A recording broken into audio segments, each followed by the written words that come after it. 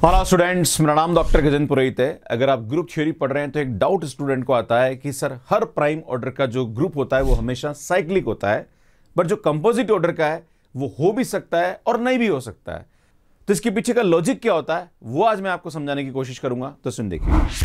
Hello students, अगर आपको इस टाइप के क्वेश्चन करने में दिक्कत आती है, आप 2 से मल्टीप्लाई और 2 से इसको डिवाइड कर, तो इसके पीछे का जो कंसेप्ट है वो क्या है वो मैं आपको बताने वाला हूं। आप CSIR NET, GATE, IIT JAM exam या MSc एंट्रेंस।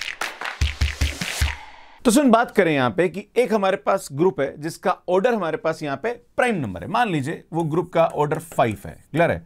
अगर ये 5 ऑर्डर का ग्रुप है जो कि प्राइम नंबर है तो यार ये साइक्लिक होगा। अब आपके मन में सवाल उठेगा, सर साइक्लिक क्यों होगा?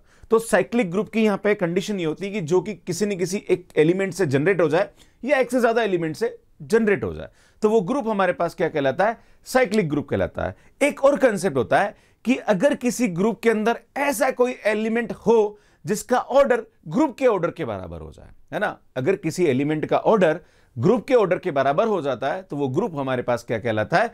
साइक्लिक कहलाता है। तो अगर हम इस बात करें, इस ग्रुप की बात करें कि मान लीजिए ग्रुप है जिसका ऑर्डर हमारे पास 5 है, तो इसकी जो पॉसिबल हमारे पास एलिमेंट का ऑर्डर होगा वो क्या होगा? भाई इसके अंदर एलिमेंट होंगे, उसका ऑर्डर हमारे पास क्या होगा? तो इसका ऑर्डर हमारे पास या तो 1 हो सकता है या 5 हो सकता है। अब आप बोलोगे 1 और 5 क्यों होगा सर?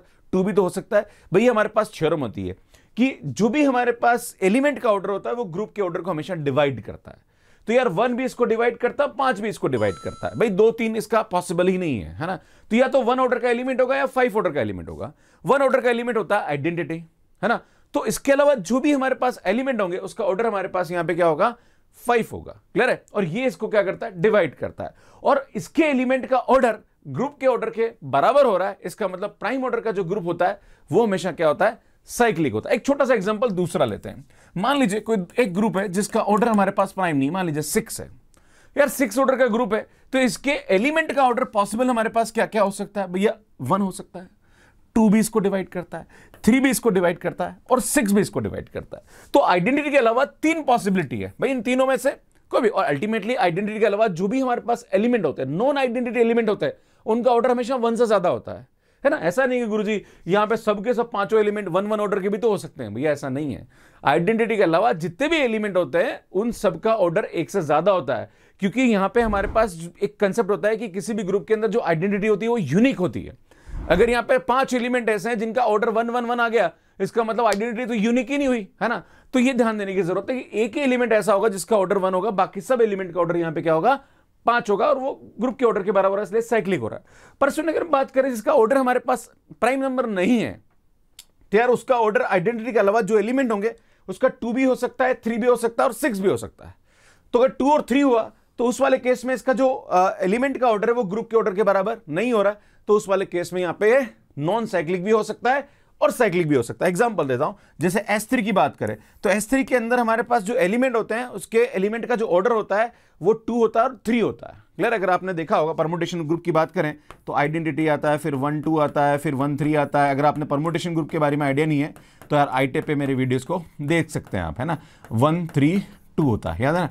तो सुन, यहाँ पे 3 एलिमेंट ऐसे होते हैं जिनका ऑर्डर 2 होता है और 2 एलिमेंट ऐसे होते हैं जिसका ऑर्डर 3 होता है। क्लियर है? पर हाँ, पॉसिबिलिटी ये भी हो सकती है कि Z6 हो जाए। भैया Z6 हमारे पास 6 ऑर्डर का साइक्लिक ग्रुप होता है, तो यहां पे नॉन साइक्लिक ग्रुप भी होता है और साइक्लिक ग्रुप भी हो सकता है। क्लियर है ना? बट जब भी प्राइम ऑर्डर का होगा उस वाले केस में 100% वो ग्रुप हमारे पास क्या होगा?